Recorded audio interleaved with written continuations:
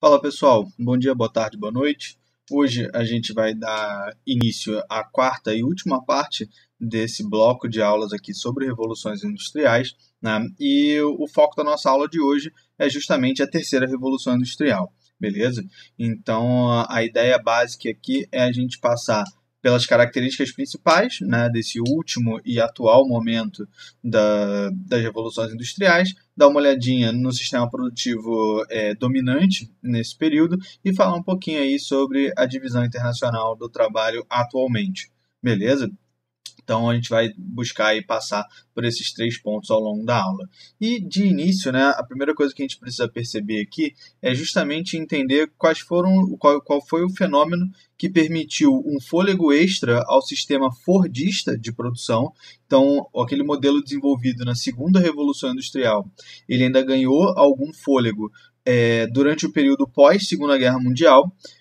Toda aquela estrutura, né, de alta demanda por produtos gerada pelo conflito, né, que acabou destruindo muitos parques industriais na Europa, acabou gerando uma segunda onda, né, uma segunda demanda, como uma renovação, melhor dizendo, dessa demanda por produtos americanos, o que garantiu aí um novo fôlego para esse modelo fordista.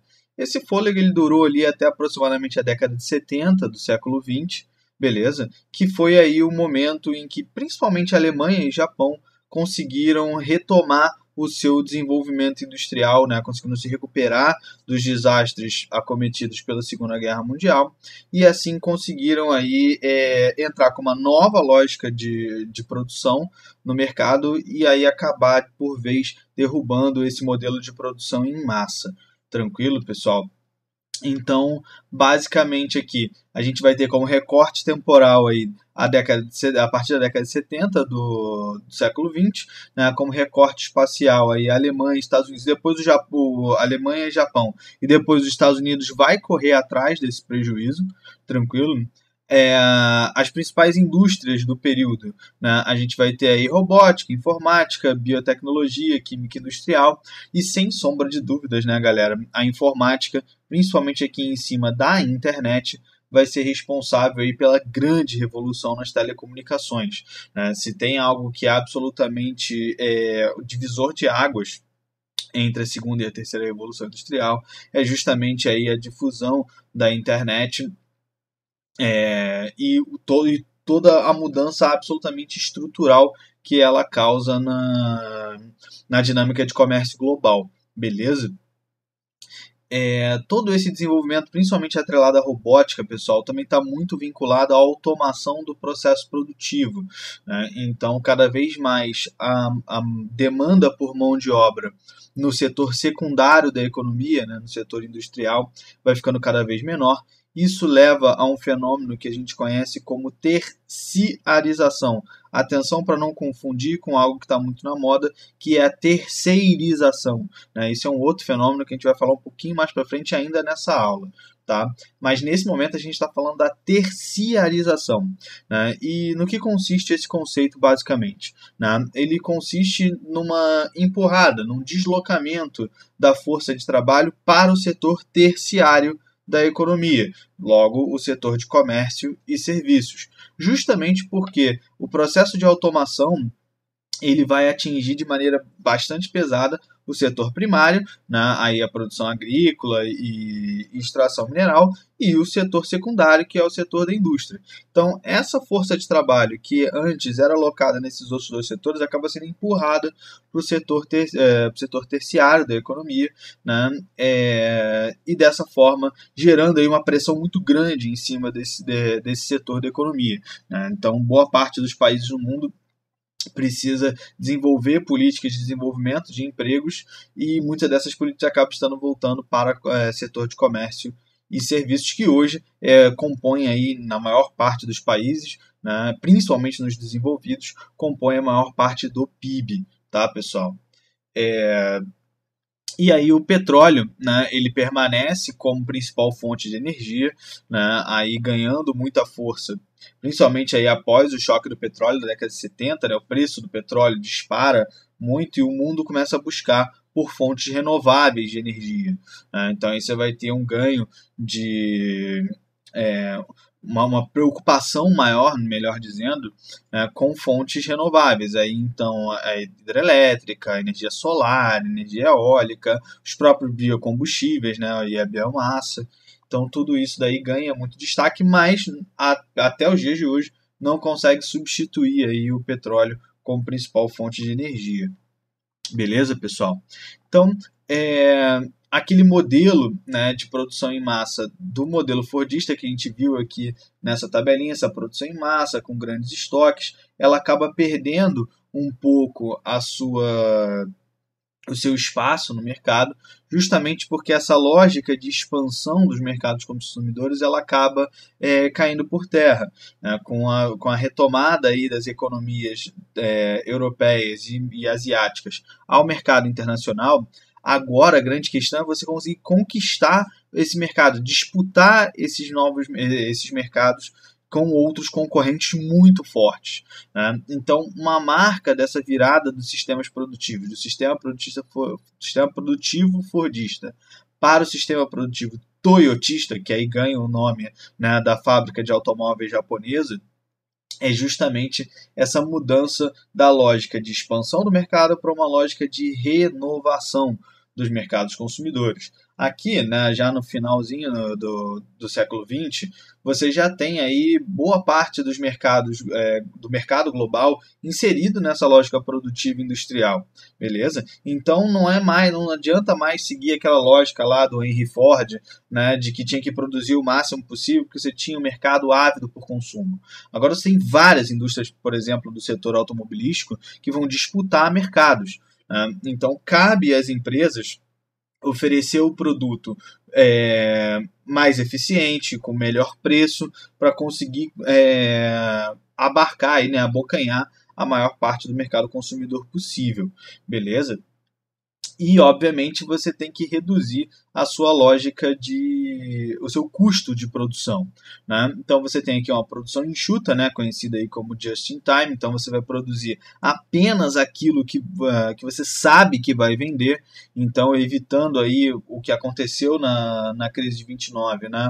Com uma produção em massa, um estoque muito grande que não conseguia ser vendido, o que acabou acarretando numa queda muito drástica no preço dos produtos, né? Os estoques mínimos, porque aqui na terceira revolução industrial a gente já fala hoje de um mercado financeiro muito integrado, né? Então você ter o seu dinheiro guardado em grandes estoques é um dinheiro que você não está conseguindo girar, né? Então as empresas tendo estoques mínimos conseguem deixar parte do seu capital destinado para aplicações e botar esse dinheiro para girar, né? Ao invés dele ficar ali agarrado em grandes estoques.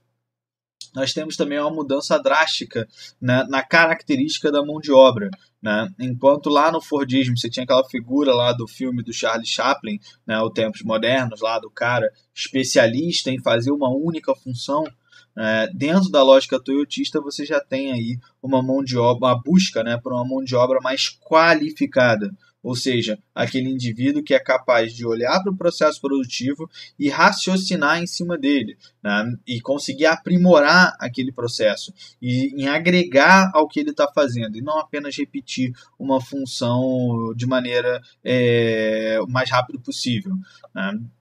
E para isso você já tem as máquinas nesse momento, né? Você já tem o processo de automação muito avançado. Então a função do trabalhador ela se torna uma função que necessita de um maior nível de qualificação daquele profissional para ele poder operar aquelas máquinas de maneira mais eficiente e conseguir aí extrair o máximo de desempenho do processo produtivo. Beleza? Como a produção já não é mais em massa, né, a lógica de padronização dos produtos ela perde muito seu sentido, né, principalmente pelo fato de que agora você precisa renovar o mercado. Você precisa convencer o mercado consumidor que já tem um carro, que já tem uma geladeira, que já tem um micro-ondas a trocar aquele produto que ele tem, né? Então a customização da produção ela se torna um elemento central dentro da lógica toyotista, né? Porque agora você vai produzir exatamente aquilo que aquele consumidor quer, beleza? Da maneira exata como ele pensa naquele determinado produto. Nos automóveis isso fica muito claro, né? Se a cor que você quer, se você quer preto, branco, vermelho, azul, verde, né? Se você quer 2 portas, 4 portas, se você quer com ar-condicionado, direção hidráulica, vidro elétrico, né? Nos aparelhos telefônicos, né? Você vê, né? Se você quer mais câmeras, mais funções de câmera, se você quer mais duração de bateria, né? Se você quer mais espaço de armazenamento. Então, de maneira geral, a indústria ela começa a se preocupar muito em oferecer uma experiência mais pessoal para aquele consumidor e não mais apenas produzir em grande quantidade, porque sabe que há uma demanda basicamente ininterrupta, beleza? Então, isso é uma mudança bastante importante aí que a gente vai visualizar no final do século XX e, obviamente, durante o século XXI, beleza? E aquela lógica keynesiana, né, que nós vimos anteriormente, com essa interferência do Estado na economia, né, uma busca pelo fornecimento aí de elementos essenciais como saúde, educação e segurança, ela deu muito certo para solucionar os impactos da crise de 29, mas ao longo das décadas seguintes esse processo acabou gerando um custo muito grande para os estados, né? E aí com isso entra a lógica neoliberal. Aí, então, basicamente, a gente vai tendo esses períodos, né, de maior intervenção, menor intervenção, isso vai oscilando aí, esse gráfico ele vai apresentando essa oscilação, aí essa mudança, né, de perspectiva política econômica, beleza? E aí nós tivemos um período, né, de forte predomínio do keynesianismo, que vai aí gradativamente sendo substituído pela lógica neoliberal, beleza? Principalmente aí dentro de um cenário pós-crise em países subdesenvolvidos depois dos choques do petróleo, né? Então o neoliberalismo ele entra aí como uma ideologia visando aí a redução da participação do Estado na economia, né, diminuindo os gastos públicos numa intenção aí de conseguir reverter o quadro de crise econômica nos países subdesenvolvidos, beleza? Então a gente tem aí essa substituição, uma espécie de esgotamento, pelo menos naquele momento, do modelo keynesiano, né, e aí o surgimento desse modelo neoliberal, né? Então, aí uma releitura, né, daquele liberalismo clássico que nós vimos lá em aulas anteriores. Então, vem aí essa nova lógica de controle, de menor controle do Estado na economia. Tranquilo, pessoal? Dando prosseguimento aqui, né, a gente discute outro conceito muito importante, né, conceito cunhado aí pelo geógrafo Milton Santos, né, o conceito do meio técnico, científico e informacional. Aqui a gente está falando basicamente, pessoal, de um conjunto, né, de uma leitura, basicamente, da atual situação da circulação de fluxos internacionais, né? Então você tem hoje uma total integração entre técnica, ciência e circulação de informações, né, permitindo aí, então, um mundo muito mais integrado, com uma intensidade muito maior de circulação de fluxos, né? Sejam pessoas, mercadorias, informações, capitais, tudo isso circula com muito mais intensidade, graças aí ao desenvolvimento dos meios de transporte e telecomunicações. Tranquilo, pessoal? Aqui, uma outra questão importante, né? O papel, né, dos planos de recuperação econômica nesse processo de reconstrução, né, de retorno das economias europeias e asiáticas ao mercado internacional, né? Aí o Plano Marshall e o Plano Colombo, né, dentro do contexto da Guerra Fria, conseguiram aí fornecer o capital necessário para a reestruturação dos setores produtivos nesses países, tranquilo? E aí com uma base, né, de investimento muito forte em ciência, tecnologia e educação, né? Então esses países conseguiram aí superar a sua situação de crise econômica graças a essa tríade, né, de investimentos: educação, ciência e tecnologia, para conseguir aí desenvolver toda essa indústria que se tornou a marca, né, de países como Japão e Alemanha. No Japão, muito forte a indústria automobilística, tá, e a indústria de robótica. Na Alemanha, a indústria farmacêutica, tá, pessoal, com muito destaque. Aqui, como eu tinha falado com vocês, né, pessoal, nós temos um processo de terceirização aqui na terceira revolução industrial, né? Aqui a gente já está falando de fato, né? Quando você fala de terceirização, você está falando basicamente de inserir um terceiro agente dentro do processo produtivo, né? Então você tem a empresa que produz o produto e o consumidor, né? Esses dois elementos eles estabelecem uma relação. Quando você fala de terceirização, você está inserindo um terceiro elemento nesse processo, que normalmente é uma empresa que vai fazer uma parte do processo produtivo, né? E aí, e muitas das vezes, por exemplo, você tem o caso da Apple, né, que produz, né, que desenvolve, melhor dizendo, os seus aparelhos lá no Vale do Silício, na Califórnia, nos Estados Unidos, um dos maiores tecnopolos do mundo, beleza? Mas vai fabricar esse telefone lá na China. Então ela está terceirizando, ela está inserindo um terceiro agente nesse processo produtivo, né, para conseguir, enfim, reduzir os seus custos, né, pagando uma mão de obra muito mais barata lá na China do que ela pagaria, por exemplo, para fabricar esse telefone nos Estados Unidos. Beleza, pessoal? E aí entra toda essa lógica de busca por fatores locacionais, né, pessoal? Aí, basicamente, você vai ter as empresas buscando as melhores condições possíveis para reduzir os seus custos de produção. Então, essas empresas vão começar a buscar locais com mão de obra mais barata, vão buscar locais aí, com impostos mais baratos, vão buscar locais onde a legislação ambiental não seja tão rígida, para eles não terem tantos gastos assim com a adaptação à legislação ambiental, beleza? Então, você vai ter, por exemplo, busca por proximidade com matéria-prima, né? Agora, com todo esse desenvolvimento dos meios de transporte e telecomunicações, abre essa possibilidade, né, para as empresas se deslocarem, irem para mais longe, né, do seu mercado consumidor, por exemplo, para economizar em outras partes do processo produtivo. Beleza, pessoal?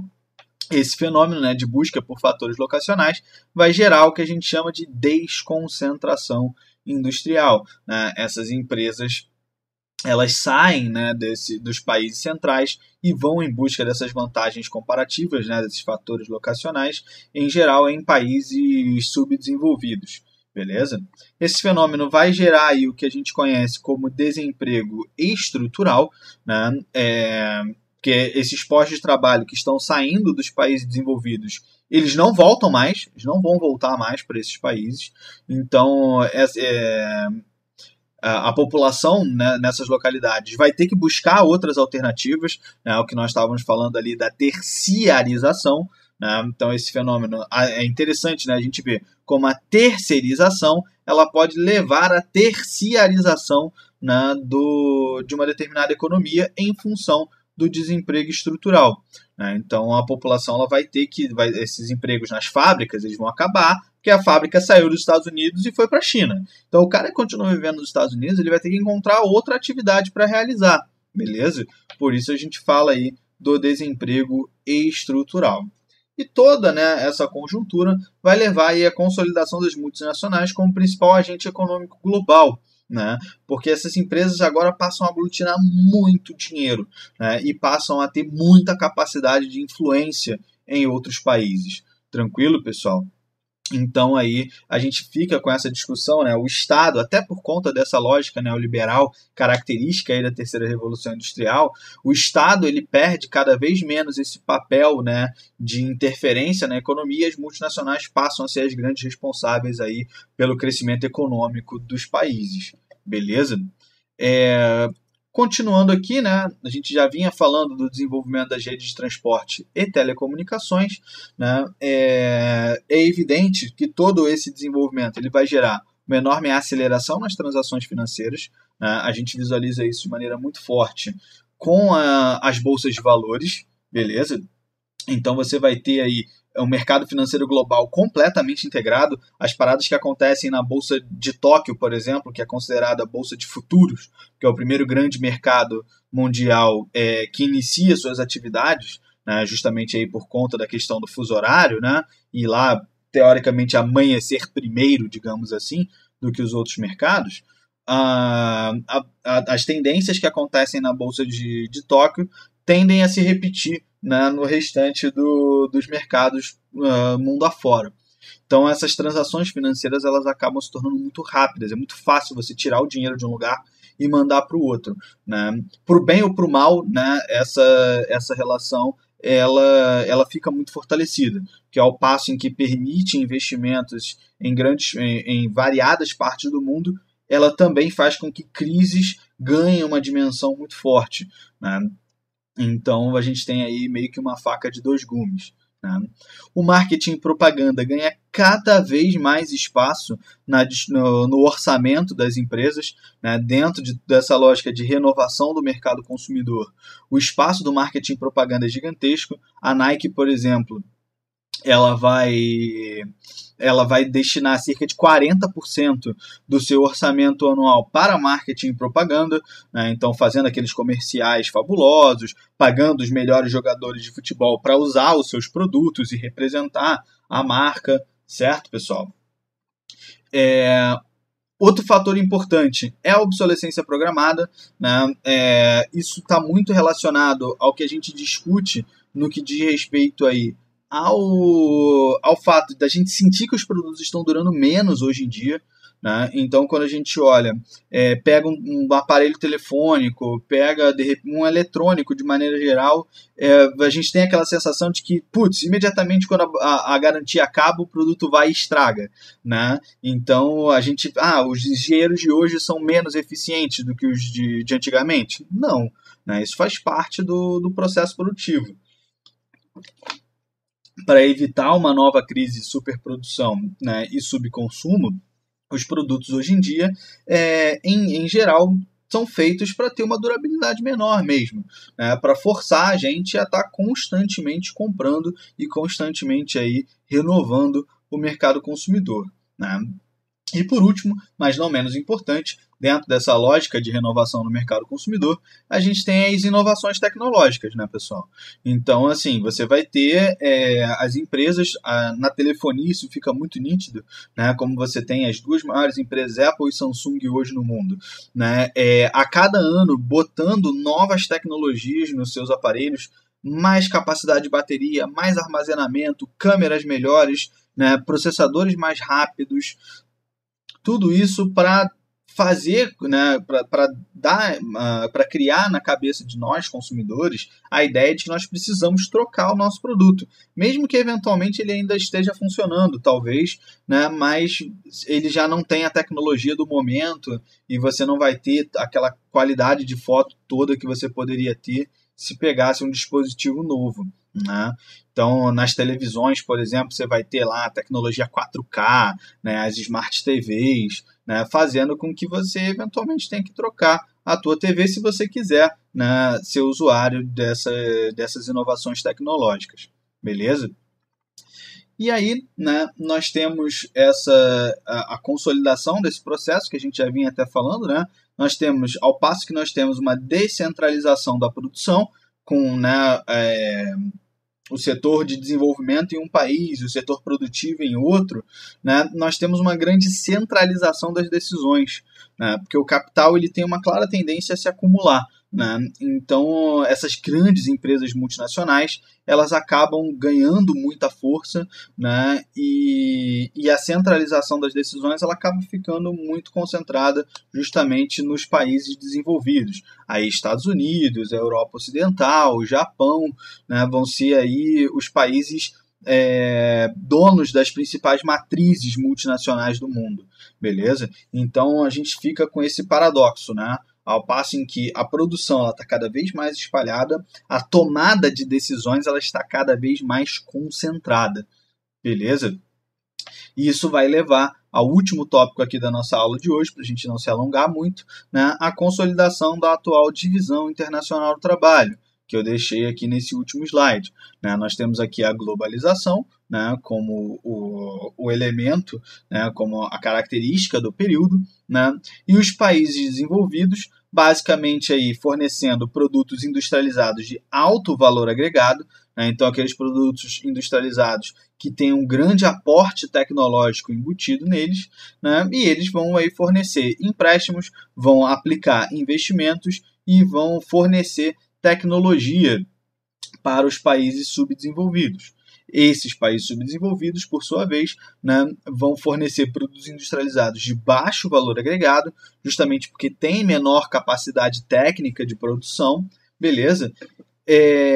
Vão continuar fornecendo produtos primários, certo, pessoal? Então, aí esse papel de produção agrícola, de produção mineral, continua a cabo de boa parte dos países subdesenvolvidos. E aqui nós temos, né, as respostas a essa setinha inicial aqui, né? Quando você faz o empréstimo, você tem o retorno, né? O lucro, né, que você tem fornecendo esse empréstimo, ele é obtido através da cobrança de juros, né? Então, os países desenvolvidos fornecem empréstimos para os países subdesenvolvidos e os países subdesenvolvidos retornam os juros, né?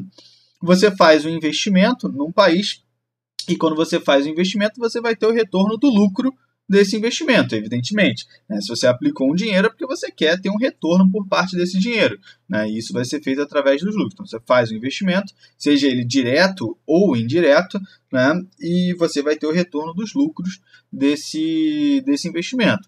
E quando você fornece uma tecnologia, você vai cobrar o royalty pelo uso dessa tecnologia. Porque, afinal de contas, você teve todo o trabalho, teve todo o investimento, né, de tempo e dinheiro para desenvolver aquela tecnologia, você não vai simplesmente dar essa tecnologia para quem quiser utilizar.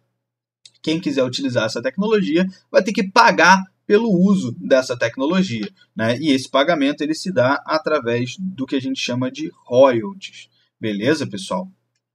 Então, como eu já tinha comentado com vocês em aulas anteriores, a atual divisão internacional do trabalho ela é bem mais complexa, né, do que as outras que nós vimos durante o período colonialista e durante o período imperialista. Né? A lógica da globalização, né, por conta dessa enorme aceleração dos fluxos, ela acaba gerando uma complexidade na economia mundial muito maior. Beleza? Eu considero, né, que esteja bem ilustrado aqui nesse nosso fluxograma, mas é importante a gente compreender como que toda essa evolução tecnológica ela proporcionou um mundo muito mais complexo para a gente. Beleza, pessoal? Galera, eu passei rapidinho aqui para o vídeo não ficar muito longo, né? Eu espero que tenha ajudado vocês aí e a gente se vê numa próxima, pessoal. Forte abraço!